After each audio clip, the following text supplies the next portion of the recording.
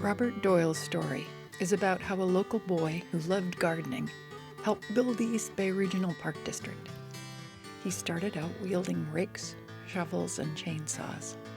He ended up raising $1 billion and doubling the district's size, making it the largest local park agency in the country.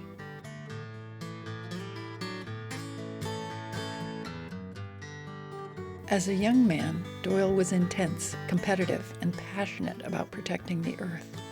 He liked to have the last word, but he was also a people person with a twinkle in his eye. Like-minded elders, forming a new organization called Save Mount Diablo, recognized his talents while he was still a teenager and helped him hone his skills. Over time, he tempered his passion with patience, tact, and clever strategies. Bob started very early as a naturalist and a birder and a person who likes to talk about what you see in the outdoors. And then he likes to make things happen. And a lot of people can just talk or write and discuss, but not everybody can make something happen. And I think he, from the start, has been someone who wants to make things happen. He was the right person at the right time in the golden age of conservation in the East Bay to make a tremendous amount happen in a very short time.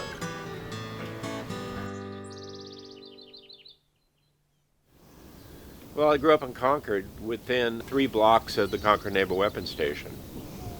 And I started gardening when I was just a little tiny guy.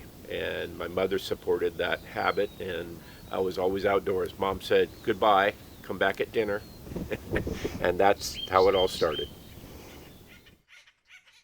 Doyle's father ran the trucking company that helped build Concord Naval Weapons Station. In high school, Doyle was drawn to classes in biology. When a teacher named Martin Shea asked him to read Aldo Leopold and Rachel Carson, it changed my life, he said. My activism really started with the first Earth Day. There were rivers and lakes on fire on the East Coast. They were literally on fire. And here, the air pollution from cars and leaded gas was so bad, you could not see Mount Diablo from Concord. There were very few environmental laws, but there was a real effort by young people to really get active in the environment and saving the earth.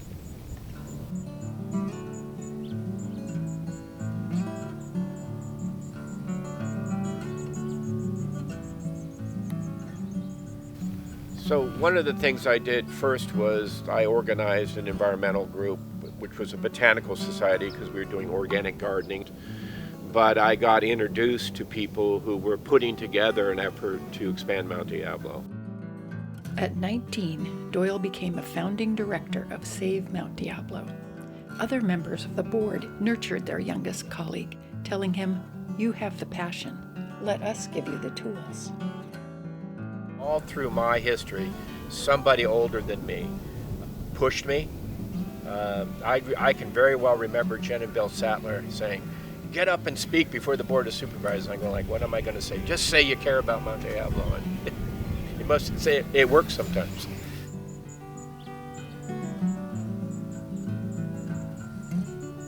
It wasn't an easy time to be promoting parks in Contra Costa County. Its cities were growing rapidly.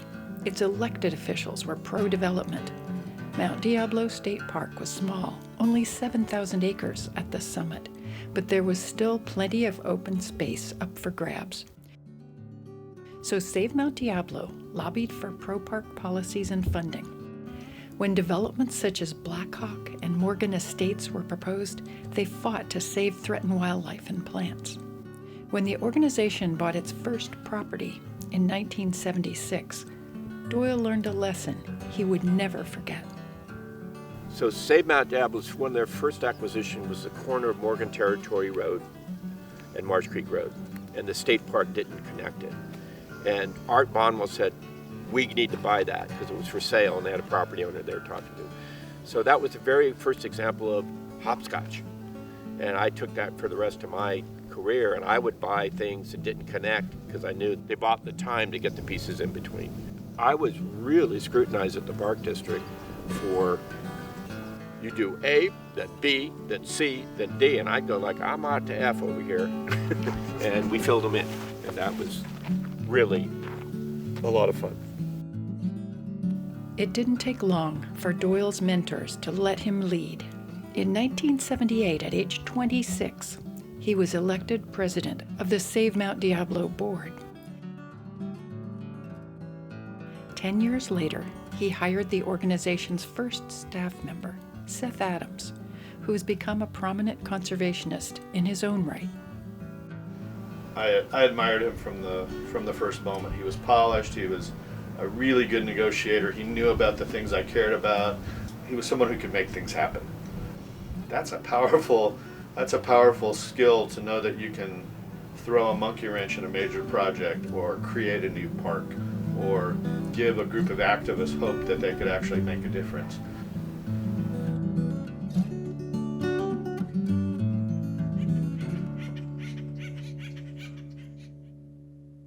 Two years after Doyle became a founding member of Save Mount Diablo, he started working for the East Bay Regional Park District. His first job, at age 21, was as a seasonal worker in Tilden Regional Park. He spent the summer clearing out winter-killed eucalyptus. And that was my first opportunity at the Park District. And then I worked at Point Pinole, several others, and then Black Diamond Mines, with all its history and diversity of landscape. By the time he got to Black Diamond Mines, Doyle had become a full-fledged ranger. It wasn't a glamorous job. He opened the gate, cleaned the restrooms, and picked up litter. But he loved it.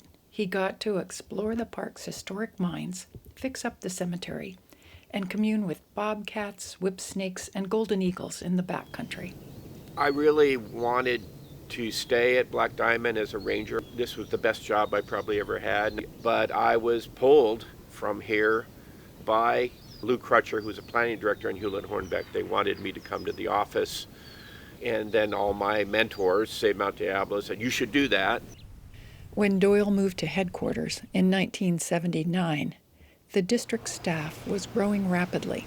He started with the district with a whole group of hippies and people who were interested in the environment, but who were not trained for the roles they took on. They trained in the roles, and Dave Collins, the blacksmith at Ardenwood, becoming the director of finance, and so on and so forth. They were partly in a time when it was wide open as to what they could become and how they could carry out their dreams with the district, and we all benefited from it. Land Acquisitions Chief Hewlett Hornbeck assigned Doyle what today might be called a stretch goal: stitching together the district's trail system. I saw in him what I hadn't seen in anybody else: drive and foresight, Hornbeck said in his oral history. That's why I learned land acquisition, was buying trails and doing agreements and scouting trails. But I also got to build trails. He established the Iron Horse Regional Trail along an old rail line that ran from Concord to Pleasanton, and the Ohlone Wilderness Trail in a more remote area to the south. He extended other trails, including Contra Costa Canal, Lafayette Moraga, Bay Area Ridge, and San Francisco Bay. Later, he tackled the 32-mile-long Diablo Trail through Morgan Territory. It was an effort by Hewlett to connect people to parks from the communities, which was unique nationally. There are big trails, the John Muir Trail, the Pacific Crest Trail, there are bike trails. But the concept in the Park District was to take Briones Park and connect it to Martinez or Pleasant Hill. The state park wasn't excited about those regional trails, Black Diamond and Mount Diablo, Morgan Territory, because their paradigm was, we got a gate, you pay, you go in. And we were connecting all the spaghetti to the parks, and they weren't very excited about that, but Hewlett was determined, and that was my job. I started building trails, dirt nature trails, hiking, riding trails, but it really evolved into the bicycle trail planning, the construction, millions and millions of dollars spent. We got a $10 million grant from the federal government for those bike trails, and now they're just an essential part of transportation. In the 1980s, Beverly Lane worked with Doyle on the Iron Horse Trail, which is 32 miles long today. The county commissioners were opposed, but Lane was part of a group that was strongly in favor. But my favorite comment from Bob was, "Are you in it for the long haul?" And we said, well, how long can it take? So it did take a while. It actually took 30 years, which was typical. Step by step, as opportunities arose, the district worked together with allies to win small victories. But the victories didn't stay small. The Park District now has over 1,200 miles of trails. That's the largest trail system network in any urban area in the country, and it's right here.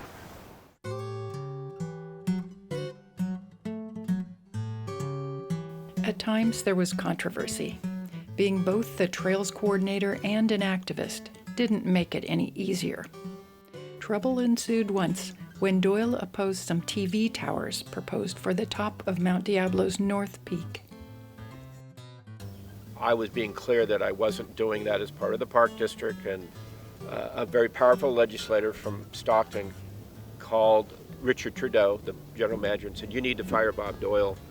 He's stopping my project." And Hewlett called me into his office, and he said, "I got to talk to you about your fight with Save Mount Diablo on top of Mount Diablo. We're getting political phone calls and pressure." And I said, "Oh boy, better pack my suitcase." And Hewlett paused, as Hewlett would, poker face, and said, "Dick says, what can we do to help?" That's courage, that's wisdom, and that's not being risk averse. And so I never forgot that. In 1985, Hewlett Hornbeck retired, and Doyle stepped into his shoes as Chief of Land Acquisition. This was only a few years after California's property tax revolt and the passage of Proposition 13. Suddenly, regional parks lacked secure funding, and there was only $6 million left in the Park District's coffers for land acquisition. A $776 million statewide park bond came to the rescue in June of 1988. The measure included about $15 million for the connection between Mount Diablo and Morgan Territory Regional Preserve. Support for that measure was especially strong in the East Bay, so the Park District and a coalition of other environmental leaders began drafting what came to be called Measure AA.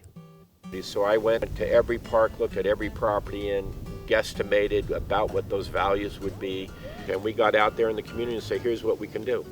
But it was very close. We were counting votes for Measure AA until 1 o'clock in the morning, see if we made it. It just squeaked by.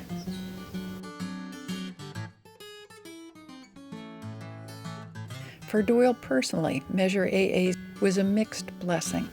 For me, as a young man with a brand new family and a brand new job, it was like being tied to the nose of a rocket ship and somebody lit the fuse. And it was like there was so much money, but so much expectation. At the same time, there was so much development proposals. Thousands and thousands of acres of housing were being built and proposed in the open space. The flatland had been gobbled up by housing already. Most elected officials in the 33 cities the Park District worked with were pro-development. But Doyle had an ace in the hole. There was always an activist for every park. So Pleasant and Ridge had Bob Walker, but other people. Morgan Territory had Bob Walker and Save Mount Diablo and Sierra Club. East Shore State Park and the Shoreline had urban wilderness people and the Sierra Club and Citizens for East Shore State Park. So the activism from the outside gave me the leverage to fight for these properties. There's a 2,000 unit development and golf course going to be in Sinbad Canyon, and I found out that the developer didn't own the 16th hole of the development proposal. And I went to that property owner and I said, "Will you sell me that?" And he was so scared. He actually said, "Well, if I get sued by the developer, will you defend me?" And I convinced the board that we need to be willing to defend him legally to do that. And today, that park is just huge, 10 miles of corridor. Trust me, that would have been housing if it wasn't for the strengths of the park district and basically agencies and developers underestimating us. Bob strategically figured out that he would buy out the whole of the planned golf course. And we ended up owning it, much to their surprise. And then they turned around and had to negotiate with us, and we ended up buying the property. So they made a nice profit, but we saved Pleasant and Ridge.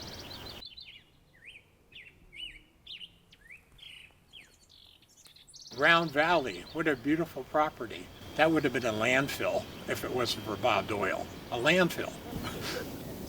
It was a completely enclosed, untouched valley.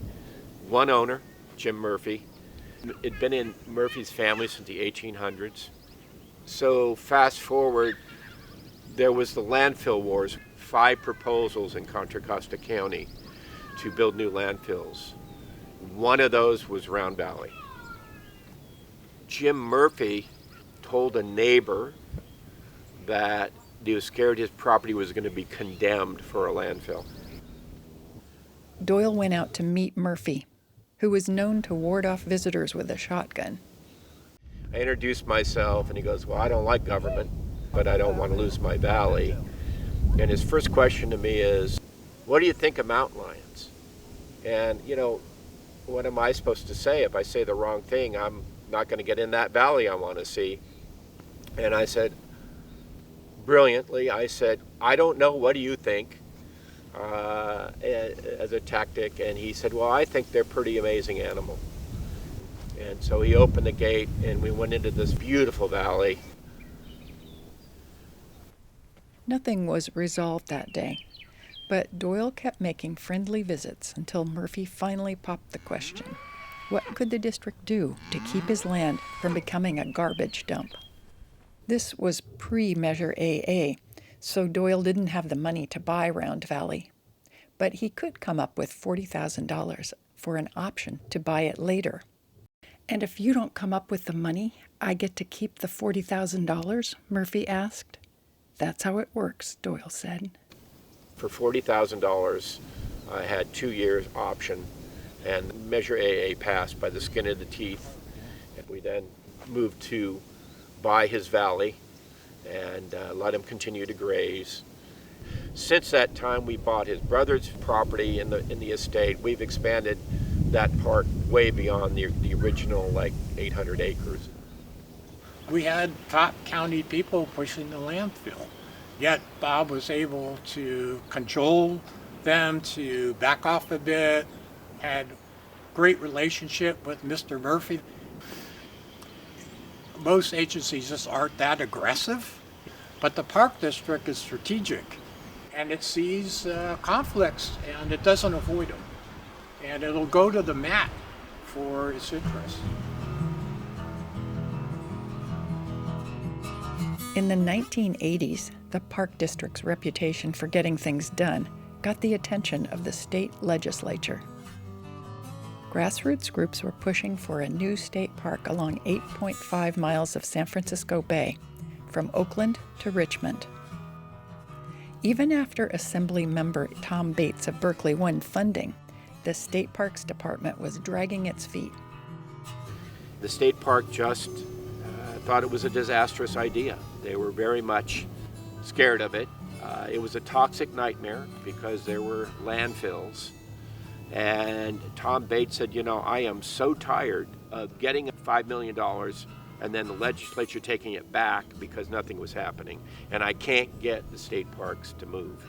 So he says, I'm going to sponsor a bill to have you take over. And if you don't like it, I'm going to pass it anyway. And if you are willing, you can write the bill with me. So Pat O'Brien, Doyle and their advocate, wrote the East Shore State Park bill with Tom Bates. And it passed. It said, we are formally an agent of the state of California to create this state park.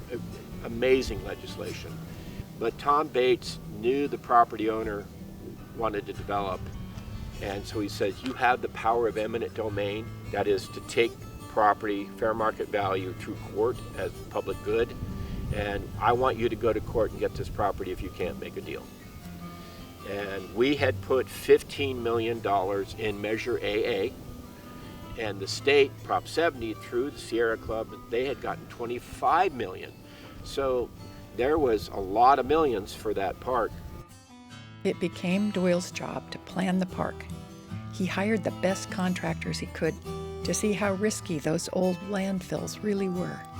We did 1,500 core samples into the dirt to see what was there. And what we realized later, that the majority of those landfills, there's some hot spots, were construction debris. They were not garbage, toxics. So we just took it on. So we got grants for the planning from the state of California through Tom Bates again.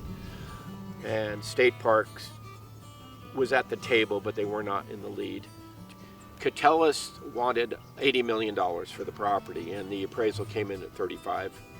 And at some point there was some very high political pressure to make a deal at 80 million. I said, my quote, and Hewlett's quote is, the appraisal's the appraisal. And we were finally able to make a deal. It's one of my proudest moments. Nowhere in the United States or the world is there a 9-mile urban corridor through 6 cities of an urban state park. There just doesn't exist. When Hewlett started the land department, there was 100 feet of shoreline access. There's 55 miles of bay shoreline parks and trails today. That's remarkable in 50 years.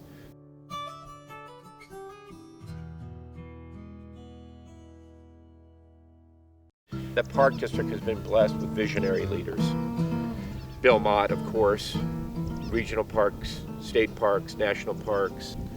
Richard Trudeau, 17 years as general manager, public relations genius, legislative genius, and then Pat O'Brien, 22 years. You have to have a big vision. You can't shrink your vision. When you do, you will just become a maintenance. You'll become a public works department. When O'Brien retired in 2010, it was Doyle's turn to lead. By this time, there were 73 regional parks and 1,000 employees serving 25 million visitors a year. It was a big job, but no one knew the land, history, and people better than Doyle. It always would go back, are you an open space agency or are you a park agency? And the miracle magic sauce, the recipe for the success of the Park District is you can do both, and you have to do both to be equitable to people and get money. And the money came. Measure WW, which provided $500 million to expand regional parks and trails, had passed in 2008. In 2018, voters approved a renewal of the district's parcel tax, a $12 charge on property tax bills, with a whopping 85% of the vote. That same year, Doyle co-led the Bay Area campaign for a $4 billion statewide park bond. State parks were falling apart, Doyle said, and needed money to focus on infrastructure and climate impacts. The measure passed. Doyle sought out money from other sources too, aided by a long list of friends he'd made in state and federal government. Among them, Representative George Miller. All of this needed public money. The Park District couldn't do it alone, so they needed state financing, federal financing. Over time, I'd say Bob made a lot of trips to Washington. I'd also say that most of them turned out to be successful. He came not for great sums, it's big money, but he gave it to them in bite sizes, and he gave them to them what happened to the money they gave him before this presentation. You allowed this to take place. You, Congress, allowed this to take place. I mean, it was absolutely a maestro. It was just a maestro. I'd sit there, I wouldn't say a damn word. I didn't need to. During his 10 years as general manager, Doyle was able to complete some unfinished business on urban parks. One example was a program called Healthy Parks, Healthy People. Today, because of Bob's advocacy for that program nationally, we have relationships with over 60 healthcare providers, clinics, hospitals, organizations that provide services to low-income families in the East Bay that have to do with particularly children's health. And so we're able to provide programs now through our naturalists that focus on health in nature. We're able to have wellness walks with diverse parts of the multicultural communities that we serve. So we've really just exploded our focus on health and nature.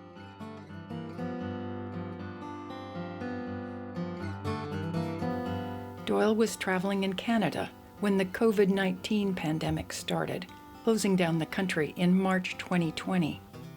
Following advice from public health authorities, California's governor asked non-essential workers to stay home. Schools and non-essential businesses were closed, as well as national parks, including Yosemite, Alcatraz Island, and Muir Woods. So Bob came back and immediately said, we can't shut down. We're the lifeline to the public. And there was some, consternation about that with our employees. And of course, we're kind of in this situation that we've never been in before. And ultimately, it proved to be absolutely the right decision. And what happened was a flood of people. The people felt like they needed to get out. It wasn't long after that we actually got contacted by the health agencies that were making the decisions. What they told us was, we want you to stay open. We're glad you're open. The crisis made it clearer than ever. Parks are essential for a healthy society. During the pandemic, thank God he created the largest mental health ward in the world.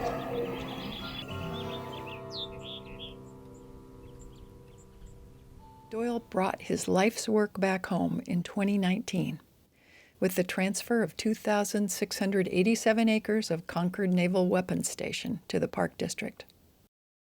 When the military facility first announced its plans to shut down, Doyle saw an opportunity to play another game of hopscotch.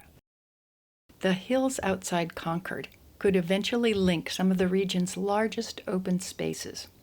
Black Diamond Mines Regional Preserve and Mount Diablo State Park, for instance, with a skyline to sea trail. At the same time, Doyle saw an opportunity to establish a new historically significant urban park. Lake Chabot, Tilden Park, Los Trompas Park, Coyote Hills Park all had Nike sites that we got from the military. So I knew there was a program through the national parks to get free property from the government to do that. So we proposed that, and it did not meet with a lot of embracing at the time. There was just a huge amount of speculation and pressure that this could be Concord's Black Hawk Country Club, that this could have a whole new city. And so the city of Concord, the Chamber of Commerce, the business community were very unhappy about the Park District's proposal. Save Mount Diablo and other allies helped fight ill-advised development alternatives and define what should be saved. Eventually, Doyle won over many of the skeptics. Over time, he convinced them that this is about a history of this area, the role that we played in World War II, those kinds of things, and he brought them into that conversation, that discussion, and a vision of what it could be. Amazing talent. The name for the park was chosen because Thurgood Marshall played a role in that history too. Before he became a Supreme Court justice, Marshall defended workers protesting conditions at nearby Port Chicago. The high-profile case highlighted racist practices in the Navy and eventually helped pave the way for desegregation of the U.S. military. The Port Chicago area is now a national memorial run by the National Park Service. An inland area in the flats called Bunker City will be devoted to new housing, but about half of the old weapons station will soon be open to the public as Thurgood Marshall Regional Park. It's been controversial, but it's now been fully embraced by the city of Concord. It has now been transferred from the national parks free to the park district. And I would like to see that the regional park have a community center that talks about collaboration and peace and diversity and working together.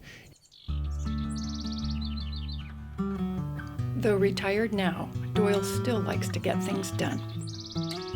He's continuing a lifelong collaboration with Save Mount Diablo and other groups he's mentored over the years. He's urging the district to add more single-track nature trails to regional parks in which fire roads predominate. He wants a stronger, better-funded state park system.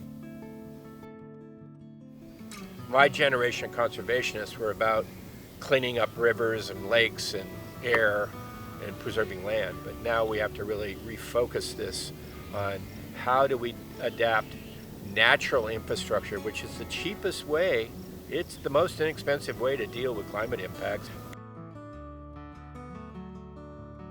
We need for young people to learn not only passion but strategy, to engage not just in protest, but to actually stick to it and get in the system.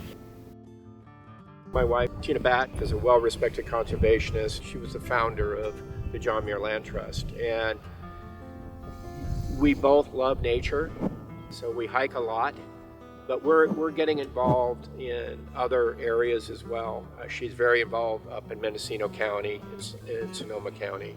I'm doing things nationally with the City Parks Alliance and with World Urban Parks. But my passion is still here, and trying to help Save Mount Diablo in the Park District any way I can. We need to save the earth and save the planet, and what I found out is my little example is by doing it at home, you can make a real big difference if you stick to it, and that's what I'm going to keep doing.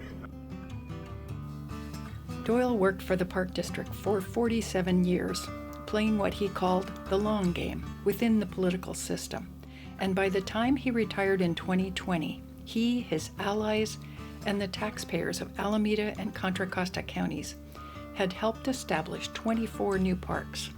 They doubled the district's size and quadrupled the length of its trail system. They connected parks, making them more valuable for wildlife, plants, and people. The work also shaped the region as a whole. It helped keep the East Bay from becoming another sprawling Los Angeles. It ensured that East Bay residents can enjoy health-giving benefits of nature near their homes. These things would have never happened without Bob Doyle. Bob Doyle's strategies for acquisition, they're unparalleled in the open space and parks area.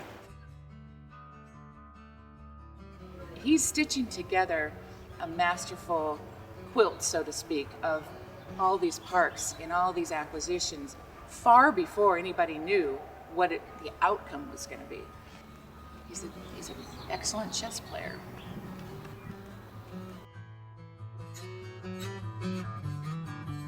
He never shied away from advocacy, which in an area where all of the land is under conflict of some sort has been the difference between losing most of our special places.